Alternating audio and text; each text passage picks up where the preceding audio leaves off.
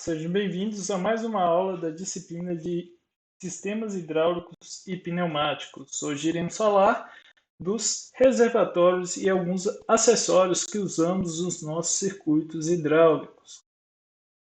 O reservatório que eu queria estudar e o reservatório que eu vou estudar.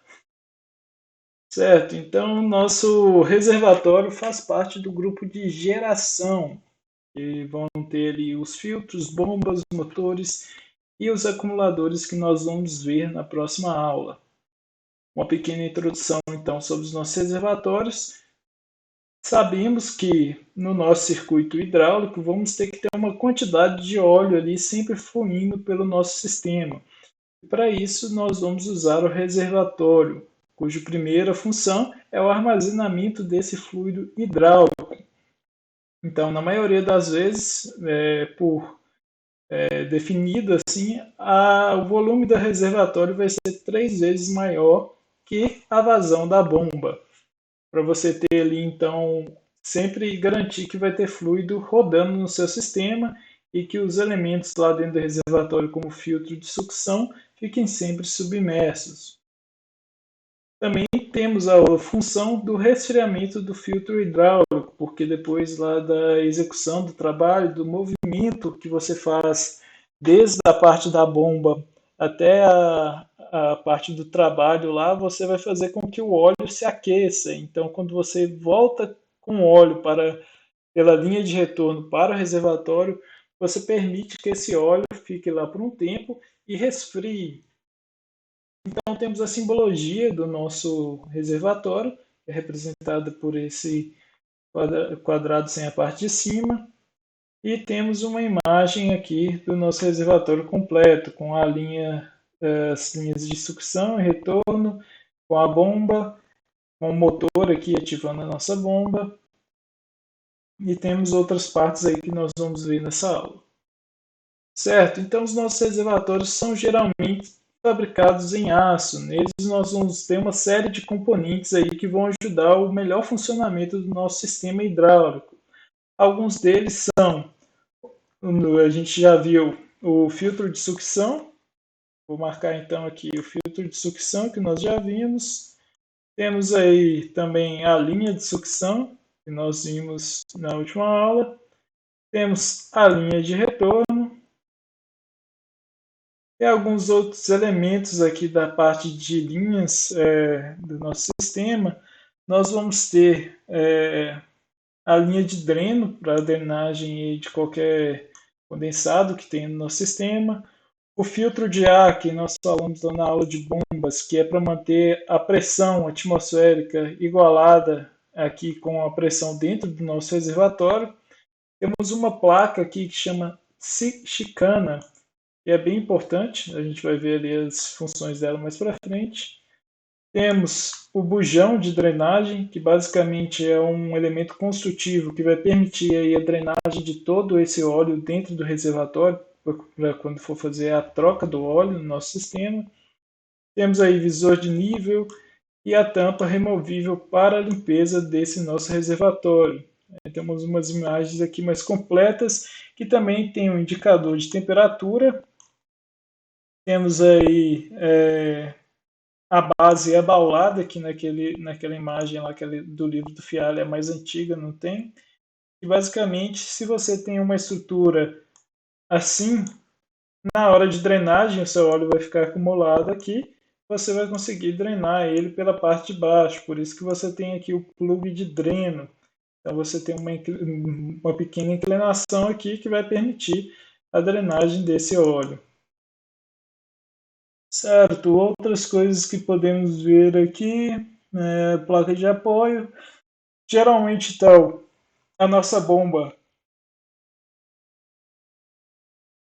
vai estar montada aí no nosso reservatório. Aqui no caso temos um motor elétrico também. Temos os indicadores de pressão, que a gente vai ver aqui mais para frente. Mas voltando a falar aqui da parte do nosso sistema, essa parte abaulada, vocês podem ver aqui algumas das imagens, elas têm então essa superfície aqui para facilitar a retirada do óleo. Aí tem alguns reservatórios maiores, por exemplo, esses em forma de L, que vai ser mais difícil essa retirada de óleo. Podemos então ter a posição da bomba e do motor lá na parte de baixo ou na parte de cima do reservatório também. E temos aí algumas dimensões já especificadas pela Parker lá dos reservatórios, dependendo da quantidade de litros que você tiver no sistema. Então, quem quiser fazer o projeto no AutoCAD lá, ou no SolidWorks, em algum programa de modelagem 3D, certo? Falando então um pouco mais sobre os acessórios, temos os respiros, né, que vai ser aí a pressão, que vai manter a pressão atmosférica no reservatório. Temos os magnetos, que aqui não está representado na figura, mas basicamente eles vão pegar as limalhas. O que são essas limalhas? São os pedacinhos ali de metais que podem ser, vamos dizer assim, pode ser ocasionado desgaste lá no nosso sistema e quando volta pela linha de retorno, pode ser que essas partículas metálicas estejam lá no nosso óleo. Então, os magnetos vão fazer essa captura deles para não prejudicar mais o sistema. Temos indicadores de nível de temperatura. Não apareceu a chicana aqui, mas a chicana, cadê? Não apareceu não sei porquê. Espera aí.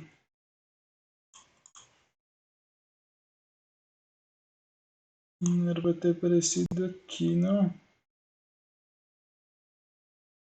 Não, mais para baixo que eu coloquei. Mas era para ter aparecido aqui também. Certo, né? Sem problemas. Então, entre os acessórios, nós temos aí os medidores de nível e temperatura, os bocais de enchimento para você inserir o óleo no sistema, bocais de enchimento metálico, respiros metálicos e não metálicos. E temos os filtros lá que nós já tivemos uma aula dedicada para isso, né, que vai reter as partículas. E temos os filtros químicos também que podem anular acidez, alcalinidade e basicamente por reações que tornam substâncias nocivas em água ou cloreto de sódio. Certo. No caso, não deveria ter adicionado lá alguns filtros químicos na aula de filtro. Depois vou até pesquisar sobre isso. Sem problemas, certo? Os filtros nós vimos lá, os filtros na linha de sucção, na linha de pressão e na linha de retorno. É bom sempre utilizar aí o bypass, aqui no caso todos esses da imagem utilizam o bypass para evitar entupimento, então para evitar de prejudicar o sistema. E no reservatório nós vamos ter a linha de retorno, o filtro e vamos ter a chicana, que é esse componente aqui. E basicamente ele vai ser responsável por reduzir a turbulência do tanque, vai permitir o assentamento de materiais estranhos, então o fluido está vindo aqui pela linha de retorno turbulento, ele vai impedir a passagem dele. Geralmente você vai ter várias placas assim que vai permitir aí então que o fluido passe por cima e por baixo. Ele também vai separar o ar do fluido, evitando então aqueles problemas lá de cavitação e aeração, e vai ajudar também no resfriamento, porque você vai ter uma superfície de contato ali que vai permitir a transferência de calor. E falando em resfriamento, como a gente já citou desde a primeira aula de hidráulica, nós não queremos a elevação de temperatura no nosso sistema. Então, para isso, nós podemos utilizar o resfriamento aí offline, além do resfriamento da chicana, que pode não ser suficiente, nós utilizamos então os trocadores de calor fora do nosso sistema. E aí, para quem lembra da disciplina de transferência de calor em massa, temos resfriadores de calor de ar, óleo e água-óleo. No caso, vou passar bem rapidamente deles também, é só para revisar essas partes. No caso dos resfriadores a ar, você vai ter um ventilador ali que vai fazer vai empurrar o fluxo de ar contra algumas aletas de resfriamento, que é os nossos tubos aqui onde o nosso fluido vai estar. E a partir disso você consegue então ter a saída de um fluido mais refrigerado. Também temos os refrigeradores de água aí, que é o casco tubo ou shell tubo, E basicamente você vai ter em uma parte do sistema a entrada de água em uma temperatura e nos tubos você vai ter ali o seu fluido passando. Então você consegue ter essa entrada de água fria, resfriar o fluido, sai água quente, o fluido entra quente e sai resfriado. Bem tranquila essa parte aí de transferência de calor em massa. A gente não vai entrar muito em detalhes nisso não, porque vocês já viram isso lá com o Guzela ou o Thiago Parente. Certo. Então, no nosso sistema lá, vamos ter o reservatório aqui recebendo o óleo da linha de retorno. No caso aqui tem a parte de resfriamento embutida. Temos a saída para a bomba e também podemos ter a montagem offline. O que essa montagem offline vai fazer? Ela vai pegar o óleo do reservatório através de outra bomba, passar por um filtro, fazer a filtragem offline, passar por um resfriador, fazendo o resfriamento offline também, e voltar aí para o nosso reservatório. Então, a partir disso, você consegue controlar a temperatura do fluido no seu sistema.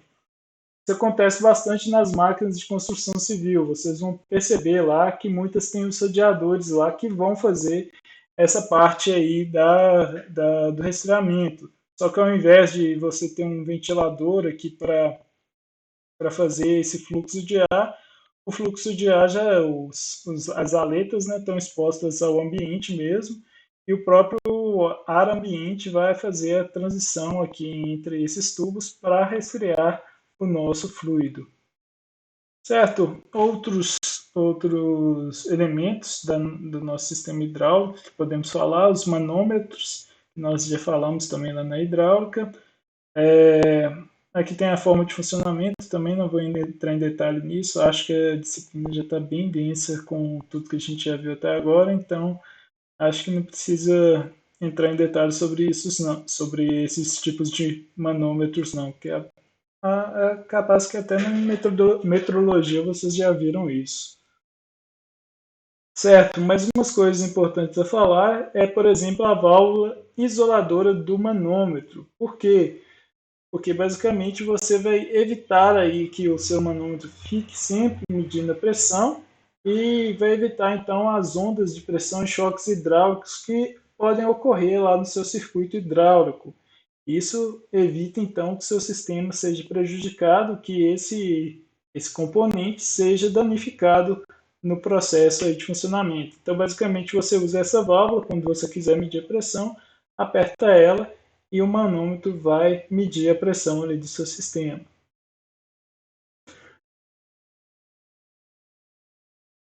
Temos também uma válvula que pode medir a pressão em até 10 pontos diferentes. Isso aqui já é um sistema bem mais complexo assim, né? Então você vai ter vários pontos ali no seu sistema, no qual você consegue então passar o fluxo, medir pelo nanômetro e saber a pressão nesses determinados pontos do sistema. Acho que nem no Fluid Sim tem uma coisa desse tipo de tão complexa que é.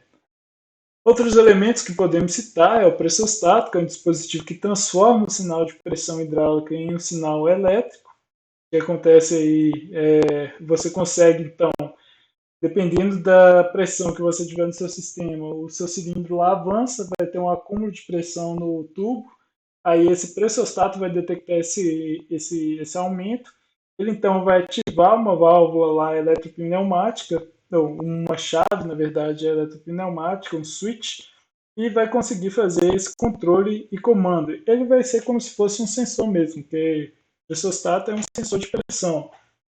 Nós vamos usar ele aqui para os nossos sistemas hidráulicos. Não usamos os pneumáticos, mas vamos usar ele aqui. Temos aí os transdutores de pressão, que é um sensor também que vai receber esse dado de pressão e transformar em um sinal analógico. Vamos ter o transdutor de temperatura, que vai determinar a temperatura do nosso sistema, e pode ser um termopar, né, que é bem utilizado. Temos um transdutor de vazão, que a gente já viu lá também em alguns componentes do nosso sistema pneumático, que a gente vai usar aqui também no hidráulico. Temos a parte de controladores proporcional, que a gente não vai entrar em detalhes sobre isso. A gente fala um pouquinho na parte de instrumentação, mas acaba não fazendo nenhuma prática em relação a isso nos sistemas hidráulicos e pneumáticos, apesar que tem uma válvula proporcional aqui, só que infelizmente não funcionou. Certo, outras fontes aí para vocês darem uma olhada. Então, sobre o nosso reservatório é isso. Nós precisamos lembrar aí como que é a estrutura dele, que ele tem a superfície embaixo da balada para facilitar o dreno, ele tem que estar a pressão atmosférica, o filtro de retorno e o filtro de sucção não podem estar do mesmo lado, eles têm que estar de lados diferentes. Você vai ter a chicana ali para fazer então a redução da turbulência, vai permitir lá a decantação de partículas sólidas, vai permitir então a eliminação de bolhas de ar. Você vai ter os magnetos para pegar as partículas metálicas lá de milimalha, vai ter os indicadores de nível, de temperatura e tudo isso. Então, essa aula de reservatórios é só isso. Na próxima aula iremos ver os acumuladores.